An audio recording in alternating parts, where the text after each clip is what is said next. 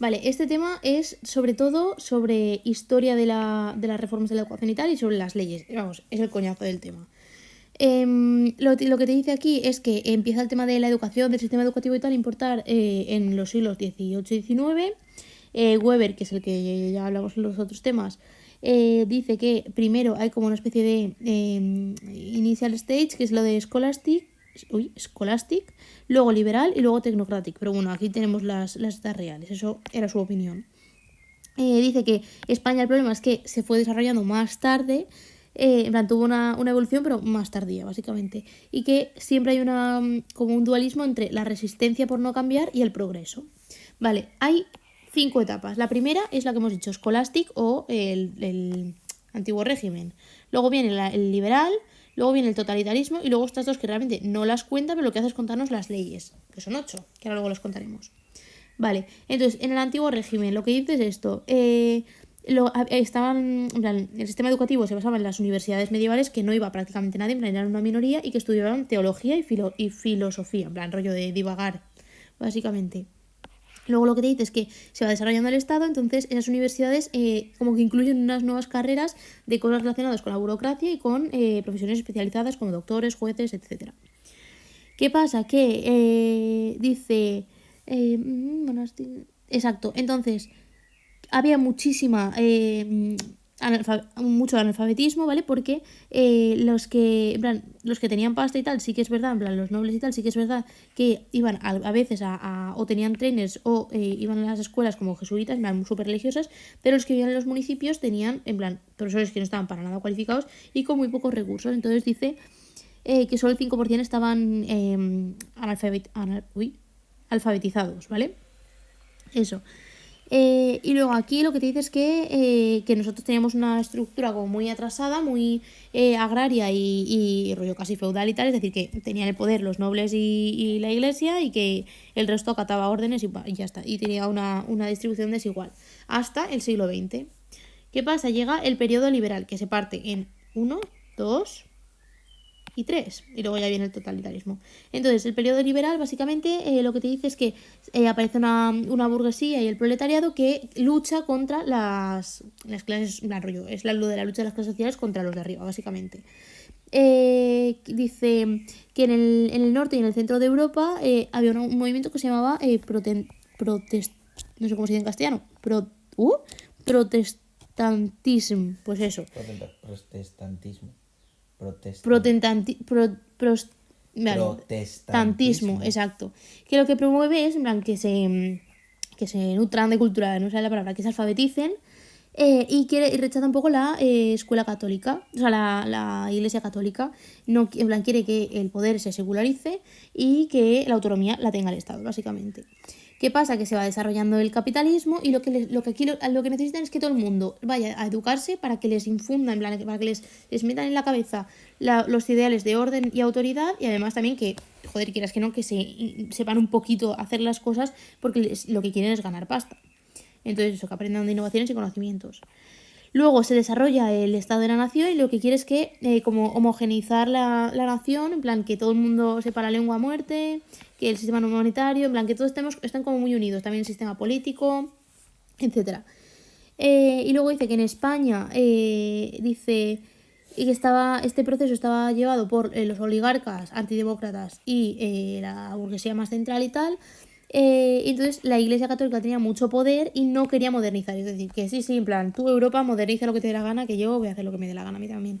De hecho, en estos mapitas, esto es Europa, y si lo ves aquí, España está en negro, es el alto analfabetismo, en plan, que vamos, que estamos como el culo comparado con el resto. Los mejores, pues como siempre por aquí. Y de hecho aquí se puede ver que esto es en el 50, pues en el 77 todavía había mogollón de analfabetismo, sobre todo por estas zonas de aquí. Y ya de las mujeres ni te cuento. Dice que hubo un desarrollo muy lento económico, social y político, excepto por la Constitución de 1812, que justamente fue rollo hasta la Segunda República, que ya pues todo mejoró un poquito. Vale, el segundo periodo te habla de la Ley de Instrucción Pública, que es de la ley de Moyano, ¿vale? Lo que cuenta aquí es, en plan, es más periodo liberal y tal. Dice liberal, moderado, tradicionalista. tradicionalista, bueno, eso, básicamente. Duró hasta el 70, duró muchísimo, para la época de inestabilidad que había, duró un puñado. Y sí que es verdad que hubo un paréntesis por la República. Vale, lo que te dice es que aquí estaba dividido en primaria y secundaria. Primaria era de 6 a 9 años y que era obligatoria, pero por ejemplo se podía ir a hacer en casa. Y secundaria, que era realmente no lo hacía casi nadie porque era para la gente que tenía pasta. La Iglesia Católica dice que tenía como prioridad, o sea, tenía privilegios porque eran los que se encargaban de la inspección y además no tenían que pagar y ni enseñar las cualificaciones ni nada de rollo, no tenían que demostrar nada, básicamente. Luego que los municipios eran los responsables de la educación primaria, que no tenían muchos recursos, entonces era una putada, y que el Estado era el que se encargaba de las universidades. Por tanto, podía controlar a tope a la gente de arriba, por así decirlo, y siempre era un bucle que siempre estaban arriba los mismos. Y además había una segregación de género. Había mucha gente que no iba al colegio, como la mitad, hasta el siglo XX. Y vale, y eso, y te dice que es lo de la ley de instrucción pública, como ya hemos dicho, es el primer ministro, y nos vamos a ir abajo porque hay un vídeo sobre Moyano, ¿vale? Esto de aquí. Lo que dice es que por lo menos consigue reformar y salvar la Universidad de Valladolid, que realiza muchas reformas políticas educativas, y lo que hemos dicho de la ley de instrucción pública, donde nace la escuela pública. Además es que no no intentan buscar el objetivo de los partidos, sino que consiguen que todos estén de acuerdo con la ley esta nacional. Y que, lo que he dicho, que duró mucho para la época de inestabilidad que había. Vale, luego ya que estamos, cuento lo de las misiones pedagógicas. Dice, cambio de la educación tradicional a más activa, participativa. Antes había mucho absentismo, sobre todo las chicas, y más en el campo, y le hace mucho hincapié en la importancia de la escuela. Vale, pues una vez explicado esto, vale, Moyano. Ahora ya vamos a la Segunda República, que he hecho ya la introducción esa, un poco. Pues eso, lo que dice es que pretende que haya un Estado democrático, que sea representativo, la soberanía popular, secularizado, es decir, que no tenga tanto control la Iglesia, ¿cómo se dice? Sufragio universal, derechos, etcétera, ¿vale? Entonces, hay una nueva clase dominante, que son liberales, autónomos, la burguesía, middle class, es decir, ya no mandan los de siempre, y esto lo consiguen mandar con la ayuda de los sindicatos, ¿vale? Estos se tienen que enfrentar a los privilegios de la Iglesia, de la oligarquía y tal. Vale, empieza ya a estar el tema de la ILE, Ferrer igual es muy conocido, y la experiencia catalana, esto pues lo típico de la Semana Trágica de Cataluña y tal, vamos, que luchan mucho, ¿vale? Que le echan huevos. Y luego esto lo que te dice es que reconocen las lenguas, en plan, de cada una de las autonomías, no solamente el español, mejora el consejo escolar, laicismo, reformas educativas. Esto es como mucho más libre todo, ¿no? Escuela unificada, que pretende como dar ayudas para que estudien en las universidades, que sean gratis, unificación del profesorado, etcétera, ¿vale? Todo mucho mejor, ¿no?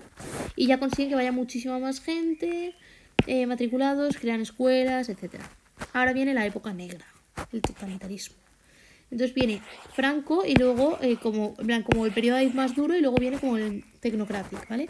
Franco lo que tiene es que destruye todo aquello que han conseguido en la Segunda República, tal y cual, en plan de ser más blandetes y tal, y ahora lo que quiere es poner la religión, el espíritu nacional, represión, quitar todas las libertades, quitar lo de el mix school, quitar todas las lenguas, segregación, ¿vale? Tanto de género como de clase. Y dice, state of subsidiary, es decir, era el Estado el que controlaba todo, y dice que en primaria, bueno, lo típico de patria, religión y familia eran las normas, ¿no? Y que los teachers tenían que ser afines, es decir, no valía que cualquiera fuese teacher, porque como podía infundir conocimientos que no les interesaba, pues eso. Entonces eran de 6 a 12 el primary, y había un examen a mitad que era en los 10 años. La secundaria la llevaba al Opus, y también tenía que ser afines, hasta la ley de enseñanzas medias, ¿vale? Que fue en el 57. Vale, eso, bueno, y era de los 10 a los 17. Y luego había reválidas, tanto en cuarto como en sexto, y un examen antes de la universidad. Y además se encargaba de la inspección la escuela, o sea, la Iglesia Católica, o sea, que les venía de lejos. Y a la edad de 13 solamente iban a la escuela el 40%. Y ahora ya viene la tecnócrata esta, que lo que pretende es como que estudie más gente y tal, para luego poder que acaten las normas y tal, que estén como subordinados y tal. Entonces, dice que el plan Marshall, ¿vale? Más las migraciones internas, más los desequilibrios en la región y tal, hizo que hubiese un cambio de lo tradicional, de las típicas familias y todo el rollo, a que ya se modernizó todo mucho, fue todo más urbano. Es decir, que aquí se dio cuenta de que la estaba cagando un poco y conforme fue avanzando, pues intentó cambiar, ¿vale? Para pues eso, que mejorase la economía y tal, por ejemplo. Una estructura de producción, pues eso, para intentar agradar también a más gente y pues, que estuviesen más, como más contentos, ¿sabes? Teniendo más pasta.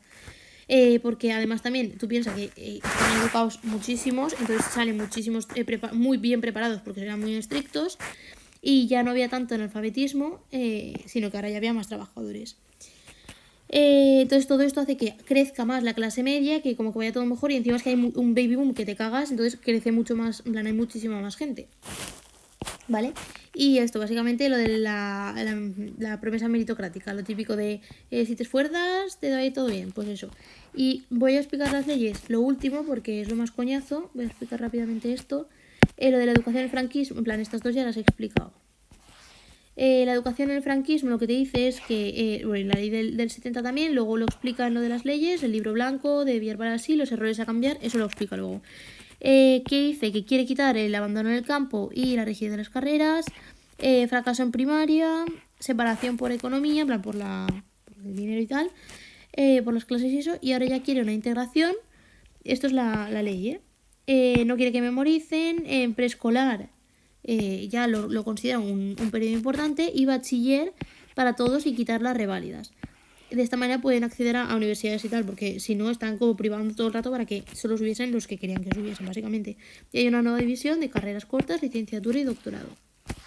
Y lo último es el vídeo este de Finlandia, que está súper bien hecha la educación allí, básicamente, y pues lo voy a comentar un poco por encima porque es que hay un puñado de cosas. Entonces, básicamente dice lo de que se dedica muy poco tiempo a la escuela, muy pocos trabajos y exámenes muy poquitos también. Es como una educación, o sea, una carrera muy, muy bien vista. En plan, educan a todos por igual sin importar su origen, tienen objetivos comunes. Para que beneficie a los estudiantes, no se benefician los partidos políticos ni los profesores, sino que lo que quieren es que se beneficien los estudiantes. Las escuelas son más pequeñas, por lo que son más íntimas y hay mejor relación. Pretenden educar de manera práctica para que tenga un sentido y que quieren que estudien algo que les guste, porque a veces los que por estudiar más y tener un trabajo en el que trabajas mucho, aunque tengas mucho dinero, no te vale la pena, se trata de disfrutar, ¿no? Pues eso. Se pueden organizar de manera que quieran, pueden tardar más tiempo en estudiar o menos, en plan, se lo pueden organizar como quieran las clases y hacen muchas actividades entretenidas como deporte o música. ¿Qué pasa? Que salió de la guerra en el 60 y estaba fatal, pero aprovechó esa mala situación como para cambiar totalmente y mira cómo está ahora. El maestro no es el único que participa, sino que va pidiendo muchísima participación para que en vez de exámenes hace esto y ve cómo están los alumnos, y esto es mucho más práctico porque además hay un ambiente mucho más tranquilo y eso, y eso, mucho más relajado porque no hay exámenes hasta el bachiller. Pretenden aprender y divertirse de forma pues, autónoma. Quieren que investiguen, van mucho al laboratorio, lo hacen en equipo, de manera creativa y colectiva. Y pues eso, profesor es una profesión muy estimada y se trata de educar bien a los docentes porque son los que van a explicar, tienen que estar capacitados y motivados. Se trata de que den temas actuales y le dan mucha importancia a los debates para que sepan hablar en público y tal, no hablan mucho los profes y lo típico de que menos es más. Intentan hacer una intervención temprana de que si desde pequeños lo cogen, en plan el problema que hay con algún de los niños se puede prever la mayoría de las veces, otras no, pero bueno. Y los profesores se confían mucho en los alumnos, en plan su educación se basa en la confianza y les ponen fechas y los alumnos se organizan como quieran. Y luego publican también los trabajos de todos para que todos lo puedan ver y así reciban feedback y encima se lo ocurran y son creativos para que, joder, si tus compañeros te lo pueden ver. Y luego el emprendimiento le da mucha importancia también, se ponen por equipos, crean productos, de hecho hay algunos que tienen hasta empresas y hacen muchas prácticas, en plan, a lo mejor se quedan por la noche con gente de congresos, no sé qué, ¿sabes? Gente socializa mucho y están abiertos de mente. no dejan a ningún niño atrás, sino que van a todos por igual, porque realmente los niños que están estudiando son los que luego van a mover la riqueza del país. De esta manera, si invest desde el principio, les sale más rentable que hacerlo luego. No me sale la palabra. Si invierten, exacto. Dan una educación básica, gratuita, democrática e igual para todos, sin importar el background, y quieren un currículum nacional, aunque le dan muchísima autonomía a las comunidades y a los profesores. Está basado en la confianza, no hay inspectores, ahorrarse dinero y así tienen una mejor educación. De esta manera están más motivados, confían todos en todos, pero aún así, aunque tengan todas estas cosas positivas, los finlandeses no se conforman y quieren seguir avanzando cada vez más. Una vez hecho esto, ahora ya solamente faltan las leyes. Tenemos 8 leyes, ¿vale? La primera es la Ley General de Educación, es de Franco, en plan, aún estaba Franco, y antes hubo unas cuantas reformas, pero no solucionó el problema. Entonces, lo del libro blanco que hemos dicho son los errores a cambiar, que los escribió Villar Palasí para poder mejorar, ¿no? Decían que preschool, en plan, la guardería, la infantil, que no me salía, infantil no era ni obligatoria ni gratuita. La unificación de la EGB de los 6 a los 14, luego estaba BUP, ¿no? Que es lo típico de high school, que juntaban tanto ciencias como humanidades para dar un graduado escolar y luego ya poder hacer COU para la universidad, que se llama nuestro bachiller. Eso, y integra también los vocational trainings estos, que supongo que será rollo como la FP, que tiene 2 niveles y el primero es gratis. Así consiguen muchísima más participación por parte de los niños, y el problema es que no era ni democrática, ni participativa, ni segregación, pues es Franco, ¿sabes? Eso, básicamente. Mucha discriminación, mucho privado. Vale, y ahora llega la ley de derechas. En plan, la primera es de Franco y el resto son todas de derechas hasta el 2002, que ya se empiezan a turnar izquierdas y derechas. Entonces, la LODE, que es en el 85, es decir, 5 años después, es la Ley Orgánica Reguladora de Derecho a la Educación. Es orgánica porque esto necesita más votos para ser aprobada. Es inclusiva, llega a España más tarde porque en Europa este tipo de ley llegó ya después de la Segunda Guerra Mundial, y en los pactos de la Moncloa pues tratan temas como el bilingüismo, el ratio de los estudiantes y los niños, o sea, un profesor, cuántos niños tiene, y hay muchas disputas entre izquierdas y derechas. Trata el estado de autonomías contra el poder central, en plan, por eso de ahí el problema. Y luego la libertad en la educación y el tema de las concertadas y tal, que crean educación concertada. Les da libertad y por tanto se crea esta concertada, pero no a todos les parece bien. Y luego que la religión es voluntaria. Otra vez de izquierdas, 5 años después también, la LOGSE, Ley Orgánica General del Sistema Educativo. Esta es la más larga, la que más años dura. No puede ser. Sí, a mí son 5 años. Bueno, da igual. Eso, lo que dice es que la educación primaria es de los 6 a los 12. Tienes un currículum de esto que te da un certificado que te da acceso a la ESO, que es obligatoria, polivalente, en plan ya les empiezan a enseñar muchas cosas integradas de manera flexible, y el instituto es de los 12 a los 16. Luego también tienes como las FPs, el grado medio y el superior. Y sin graduarte también puedes llegar a educarte de manera no formal. ¿Qué más? Que ya empieza a tener más, en plan, tiene el 100% de los estudiantes estudiando básicamente, y que sigue el problema del público y privado. Que esto limita, en plan, es un problema porque ya no está siendo educación para todos, porque la educación privada no permite que todos entren ahí. Sobre todo en la educación primaria se da una vuelta al tema de los contenidos y las metodologías para que sea más activo y renovación pedagógica. Otra vez de izquierdas, 5 años después, la Ley Orgánica de la Participación, la Evaluación y el Gobierno de los Centros Docentes. Dice el 70% de la obligatoria van y el 30% a la universidad. Es decir, esto ya se mejora. Entonces, al mejorar que ya más gente está yendo a educarse y tal, intenta mejorar la cualidad. Los neoliberales piensan que es para competir más y los progresistas para que sea más igual para todos.